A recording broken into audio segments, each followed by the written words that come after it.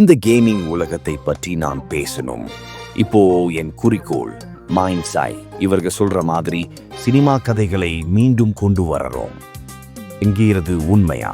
முதல்ல நல்லதா சொல்லணும். மிக்சரோ டிரான்சாக்ஷன், பேட்டில் ராயல், டிஎல்சி மோசடி, NFT ஏமாற்றம், இந்த மாதிரி பிழைப்புக்காக செய்த தந்திரங்கள் இல்ல. இதுதான் நல்ல விஷயம். ஆனா பிரச்சனை என்னன்னா, இந்த கேம் தேவையில்லாத தூரத்தலில் மாட்டிக்கிட்டு இருக்கிற மாதிரி தோணுது. கதை சொல்வது திரும்ப வருகிறது.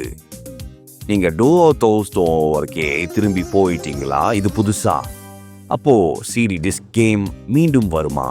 மோசடி குறியீடுகள், சீட் கோட்ஸ் மீண்டும் வருமா? நினைவு அட்டை, மெமரி கார்டு தேவைப்படுமா?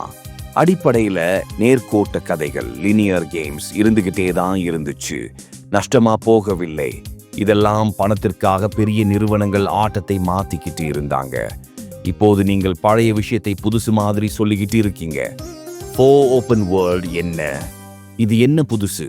ஓப்பன் வேர்ல்ட் என்றால் அப்படி இருக்கணும், இல்லை என்றால் இல்லை. இது போலியா? உங்கள் காதலி சிங்கிள் என்று சொன்னா நம்புவீங்களா? கேமின் நீளம் 15 மணி நேரமா? என்னது, ஒரு வார இறுதி விடுமுறையில கூட முடிகிற அளவுக்கு குறைவு. செல்வபெறதான் விலை கொடுத்துட்டு ஒரு வாரம் கூட நீடிக்காதா? ட்ரைலர் பார்த்தீங்களா? பாய்ஸ் பயலோனிக்கு திரும்பி போயிட்டோமா? வெடிப்புகள், கார் போராட்டுகள், ஹெலிகாப்டர்கள், இந்த மாதிரி ஸ்டைல் மட்டும் இருந்தா போதுமா? உள்ளுக்குள்ள எந்த உணர்வும் ஆழ்ந்த கதையும் இல்லை என்றால் இது வெறும் அசைவற்ற விளம்பரம் தான்.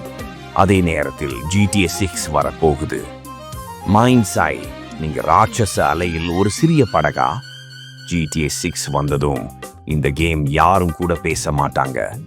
கடைசி வார்த்தை, நீங்க உண்மையிலேயே கதைமயமான கேம்களை மீண்டும் கொண்டு வர விரும்பினீங்கன்னா The Last of Us மாதிரி தரணும். Red Dead Redemption 2 மாதிரி தாக்கம் கொண்டிருக்கணும். ஏதோ சாதாரண பழைய ஆக்ஷன் கேம் போலாவோ இருந்தா இது ஒரு பெரிய தோல்விதான். நீங்க என்ன தவறாக நிரூபிக்கணும்? இல்லனா இது வெறும் பழைய உணவை புதுசு மாதிரி விற்கும் தந்திரம்தான். கேமர்ஸ் விழிக்கவும்.